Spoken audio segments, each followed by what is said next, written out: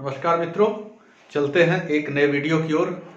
किसी ने क्या खूब कहा है कि खुदी को कर बुलंद इतना, खुदी को कर बुलंद इतना कि हर तदबीर से पहले खुदा बंदे से खुद पूछे बता तेरी रजा क्या है। यानी अपने अंदर के खुद को इतना मजबूत करे कि खुदा स्वयं पूछे, ईश्वर स्वयं पूछे, गॉड स्वयं पूछे तुम चाहते क्या हो। तो हम लोग उसी मजबूती से अपने काम पर लगे रहें।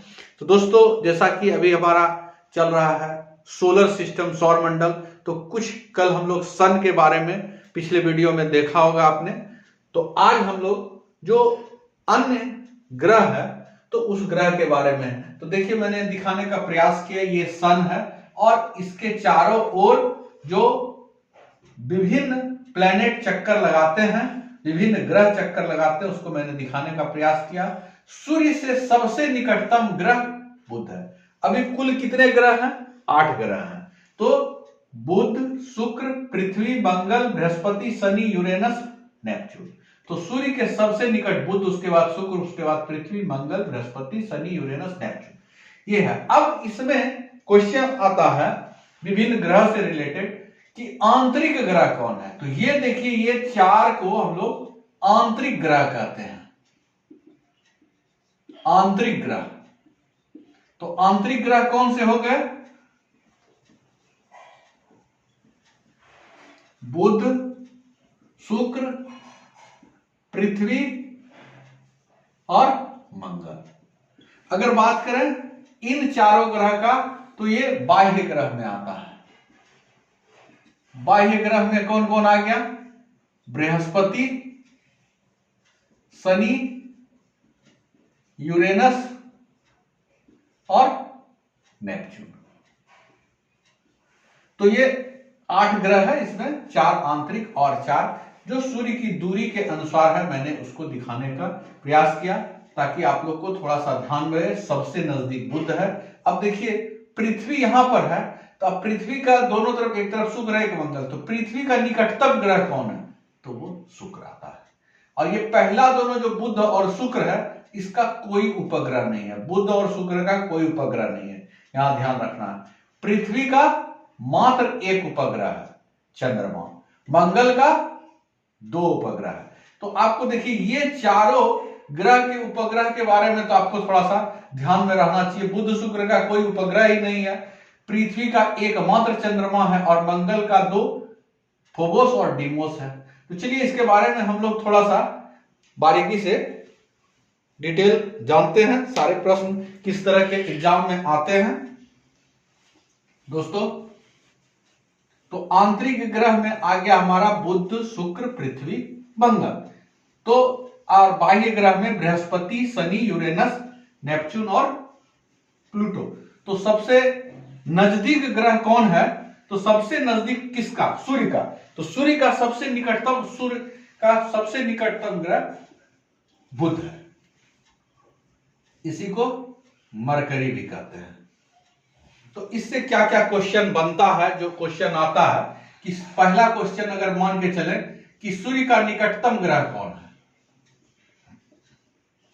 सूर्य का निकटतम ग्रह क्लियर कट है। अभी हम लोग बुध की बात कर रहे हैं, सूर्य का निकटतम ग्रह बुध है। अच्छा, बुध ग्रह सूर्य का पूरा एक परिक्रमा करने में कितना समय लेता है? बुध ग्रह 88 दिन में सूर्य की परिक्रमा कर लेता है। यानी कि सबसे कम समय में बुध ही सूर्य का परिक्रमा करता है। बुध के पास कोई अपना उपग्रह नहीं है, कोई उपग्रह नहीं है। ये सारे पॉइंट बुध के लिए है कि यह सूर्य का निकटतम ग्रह है। यह 88 दिन में सूर्य की परिक्रमा करता है। इसके पास कोई अपना उपग्रह नहीं है और यह सबसे छोटा ग्रह भी यही है। सबसे छोटा ग्रह कौन है? तो बुध ही है। अगर आप बात करें कि यहां पर जो तापमान होता है, वो न्यूनतम तापमान इस ग्रह पर कहा जाता है कि तापमान का अंतर बहुत ज्यादा हो। तापांतर जो है तो न्यूनतम तापमान यहां पर -180 डिग्री सेंटीग्रेड है। देखिए कितना न्यूनतम तापमान है। और अधिकतम तापमान की बात करें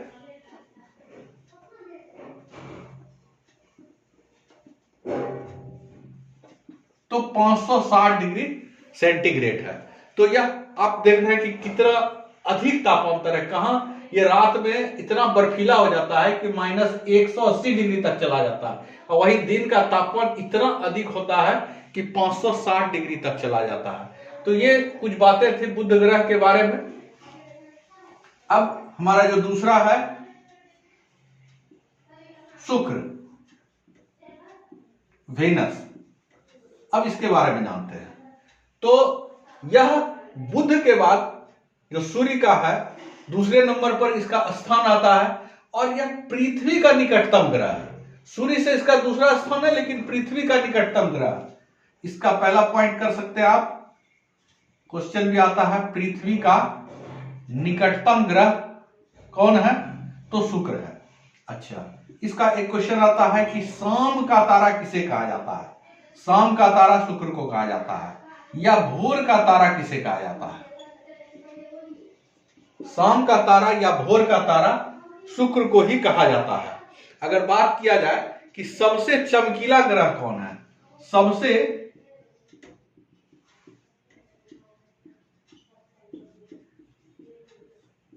चमकीला ग्रह कौन है, तो और सबसे गर्म ग्रह कौन है। गर्म रहता है इसलिए भी चमकीला रहता है।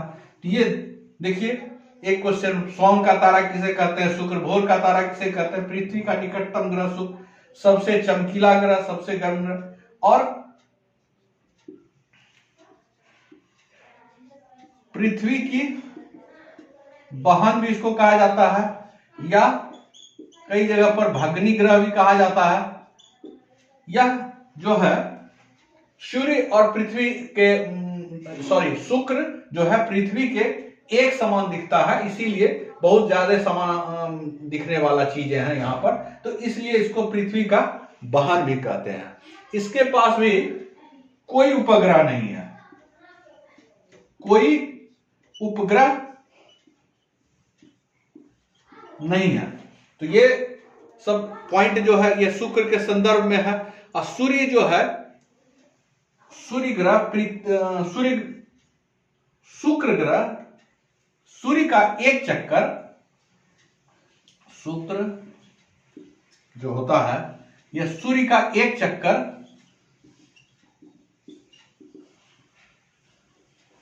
225 दिन में लगाता है। और इसमें एक खासियत यह है कि जैसे अन्य ग्रह घूमता है उसके यह विपरीत दक्षिणावर्त घूमता है। अन्य ग्रहों के विपरीत घूमता है। तो एक नजर फिर से हम इसके क्वेश्चन पर देखते हैं।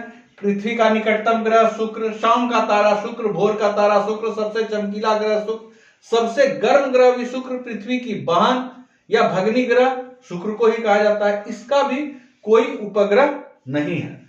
और यह शुक्र जो है सूर्य का एक चक्कर 225 दिन में लगाता है, और अन्य ग्रहों के यह विपरीत घूमता है। ये रही बात बुध और शुक्र के बारे में। अब हम बात करते हैं पृथ्वी के बारे में।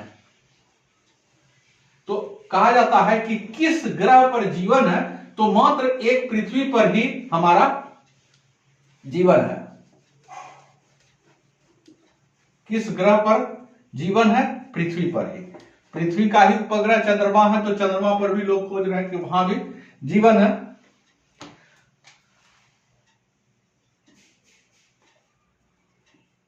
अब देखिए पृथ्वी अपने अक्ष पर कितना डिग्री झुकी है।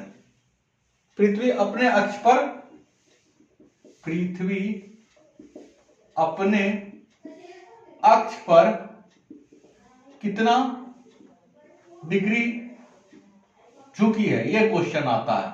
तो यह 23.5 डिग्री झुकी है। पृथ्वी अपने अक्ष पर 23.5 डिग्री झुकी है। पृथ्वी अपने अक्ष पर कितना देर में एक चक्कर लगाती है, अपने अक्ष पर, यानी पृथ्वी अपने अक्ष पर कितने समय में एक चक्कर लगाती है। तो हम जानते हैं कि दिन रात 24 घंटे का होता है, तो 24 घंटे, या फिर एग्जैक्ट बात करें तो 23 घंटे 56 मिनट और 4 सेकेंड। तो ये इतना लगता है पृथ्वी को अपने अक्ष पर घूमने में। और यह कहा जाता है सूर्य की परिक्रमा कितने समय में करती है पृथ्वी? सूर्य की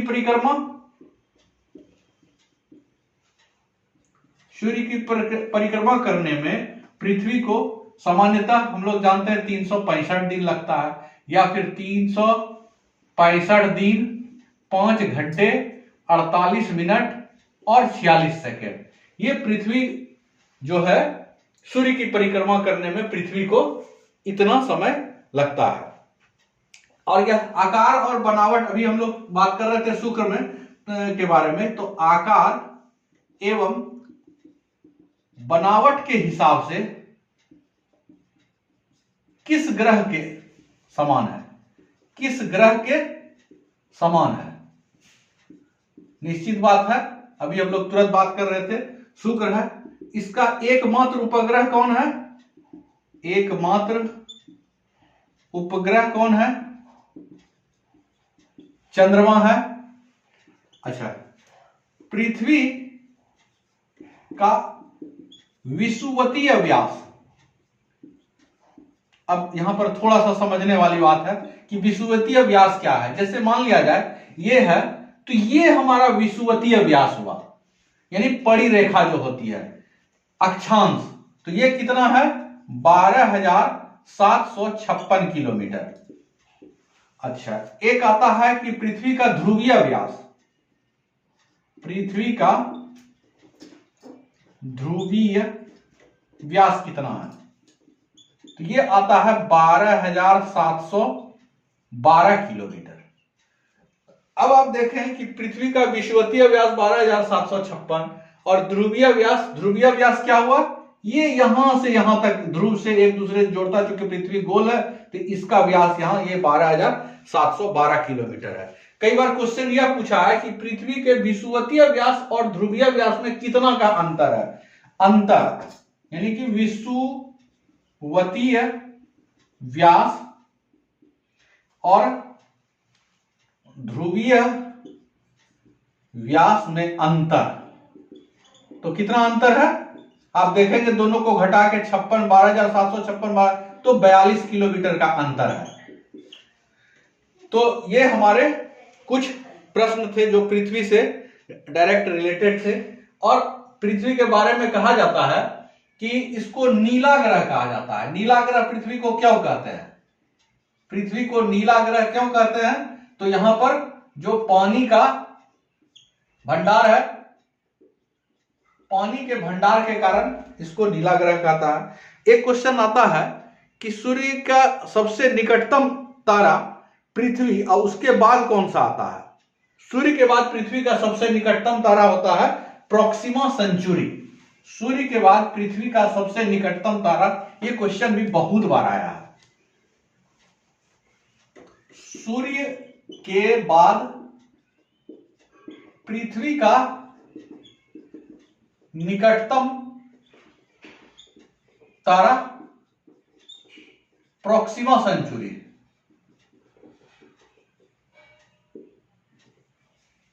ये क्वेश्चन आते रहता है।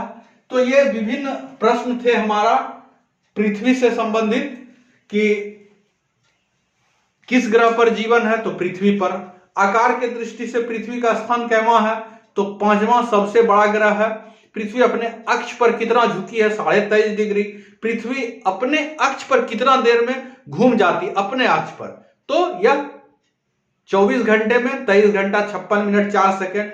यह सूर्य की परिक्रमा कितना देर में करता है? 365 दिन या 365 दिन 5 घंटा 48 मिनट 46 सेकेंड। अगर पूछता है कि आकार और बनावट की दृष्टि में पृथ्वी किस ग्रह के समान है? तो शुक्र ग्रह के समान है। अच्छा, जल की उपस्थिति के कारण इसको कौन सा ग्रह कहा जाता है? नीला ग्रह कहा जाता है। सूर्य के बाद पृथ्वी का सबसे निकटतम तारा कौन है? तो प्रोक्सिमा सेंचुरी है। पृथ्वी का विषुवतीय व्यास कितना है? तो 12,756 किलोमीटर है। पृथ्वी का ध्रुवीय व्यास कितना है? 12,712 किलोमीटर। और पृथ्वी के विषुवतीय और ध्रुवीय व्यास का अंतर कितना है?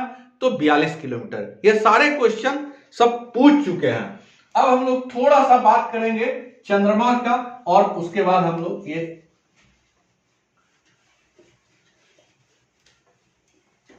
तो चंद्रमा के बारे में यह जानते हैं कि यह पृथ्वी का एकमात्र उपग्रह है। इसको जीवाश्म ग्रह भी कहते हैं। चंद्रमा को जीवाश्म ग्रह कहते हैं। चंद्रमा के बारे में यह है कि यहां पर धूल का एक मैदान है। धूल का मैदान है जिसे शांति का सागर कहते हैं। शांति का सागर कहते हैं। धूल का मैदान है चंद्रमा पर, जिसे कि शांति का सागर कहते हैं। अच्छा, चंद्रमा के बारे में जो अध्ययन होता है, इसके आंतरिक बनावट का और सतह का, उसको क्या कहते हैं? इसके सतह और आंतरिक के अध्ययन को क्या कहते हैं? सेलेनोलॉजी। सेलेनोलॉजी। अगर यही कहा जाए कि सेलेनोलॉजी में किसका अध्ययन किया जाता है, तो चंद्रमा के सतह का और उसके आंतरिक जीवन के बारे में, उसके आंतरिक बनावट के बारे में अध्ययन होता है। शांति का सागर कहां स्थित है? चंद्रमा पर। जीवाश्म ग्रह किसे कहते हैं? चंद्रमा को। लिबनिट्स पर्वत कहां स्थित है? लिबनिट्स पर्वत कहां स्थित है? तो यह चंद्रमा पर है। इसका लगभग लिबनिट्स पर्वत की ऊंचाई कितनी है? यह 10,668 मीटर। 10,668 मीटर की ऊंचाई है, यानी कि यह एवरेस्ट से भी ऊंचा है। अगर क्वेश्चन पूछे कि कहां पर जो एवरेस्ट से भी ऊपर, तो लिबनिट्स पर्वत का नाम आता है। और कहता है कि यह जो है पृथ्वी से चंद्रमा का कितना परसेंट भाग दिखाई देता है? चंद्रमा का कितना प्रतिशत भाग दिखाई देता है? बहुत कॉमन क्वेश्चन है। 59% दिखाई देता है। एक क्वेश्चन आता है कि पृथ्वी का जो व्यास होता है वह चंद्रमा के व्यास का कितना होता है? या पृथ्वी का द्रव्यमान, पृथ्वी का जो द्रव्यमान होता है, यह चंद्रमा के द्रव्यमान का 81 गुना होता है। निश्चित रूप से पृथ्वी के सापेक्ष में चंद्रमा छोटा है, तो यह 81 गुना होता है। अच्छा, सुपर मून किसे कहते हैं? सुपर मून के बारे में आप लोग पढ़े होंगे, बस लास्ट। सुपर मून, अब मैं एग्जांपल कैसे इसे समझाना चाहता हूं। सुपर मून कहते हैं जो पूर्णिमा होता है, जैसे किसी माह में 1 से 31 तारीख का महीना हुआ, अब 2 तारीख को पूर्णिमा हुआ, फिर 29 दिन के बाद 31 तारीख को पूर्णिमा हुआ, 1 तारीख को पूर्णिमा हुआ और फिर 29 तारीख को, यानी कि किसी एक कैलेंडर माह में, एक कैलेंडर माह में जब 2 पूर्णिमा हो, तो दूसरे पूर्णिमा को सुपर मून कहते हैं। शायद कंसेप्ट क्लियर? एक कैलेंडर माह में जब 2 पूर्णिमा हो, एक कैलेंडर माह में जब 2 पूर्णिमा हो, तो दूसरे पूर्णिमा को सुपर मून कहते हैं। और इसी को सुपर मून को ब्लू मून कह सकते हैं आप लोग। सॉरी, यहां पर शायद हम मिस कर रहे हैं, इसको ब्लू मून कहते हैं। हाँ, ब्लू मून कहते हैं। सॉरी, एक कैलेंडर माह में जब 2 पूर्णिमा हो, तो दूसरे पूर्णिमा को ब्लू मून कहते हैं। यहां भी मिस्टेक हो गया है, ठीक है। चलिए, अब यह क्वेश्चन आता है कभी कभी कि मून ईयर किसे कहते हैं? मून ईयर, तो मून ईयर जब जैसे कि आप पता है अभी एक कैलेंडर माह में 2 पूर्णिमा हो, तो ऐसा अगर 2 महीने में हो जाए तब उस ईयर को मून ईयर कहते हैं। कि एक कैलेंडर में 2 माह, जैसे मान लिया जनवरी में हो जाए, फिर अगस्त में हो जाए, या फिर मार्च में हो जाए और फिर दिसंबर में हो जाए, यानी एक साल में ऐसा जब 2 बार आ जाए 2 कैलेंडर माह में, तो उस ईयर को मून ईयर कहते हैं। जब एक वर्ष में ब्लू मून की घटना 2 बार आए, 2 बार हो जाए, तो उसे मून ईयर कहते हैं। अच्छा, हम लोग अभी थोड़ा देर पहले बात कर रहे थे सुपर मून किसे कहते हैं। सुपर मून के बारे में मैं थोड़ा सा यहां पर मिस्टेक हुआ, तो सुपर मून कहते हैं उस चीज को जब चंद्रमा और पृथ्वी निकट आता है, जब चंद्रमा एवं पृथ्वी निकटतम होता है। ठीक है, सुपर मून किसे कहते हैं, जब चंद्रमा एवं पृथ्वी निकटतम होता है। मैं 1 मिनट में फिर से सारे क्वेश्चन को रिवीजन करता हूं। चंद्रमा पर जीवाश्म ग्रह किसे कहते हैं, चंद्रमा। धूल का मैदान या शांति का सागर कहां है, चंद्रमा।